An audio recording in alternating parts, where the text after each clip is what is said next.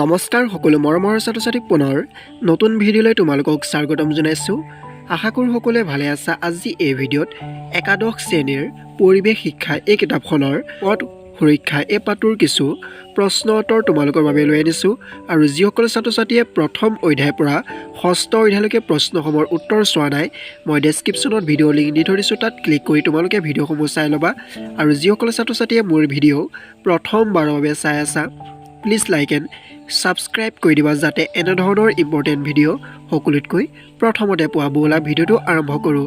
7 number অধ্যায় পথ সুৰক্ষা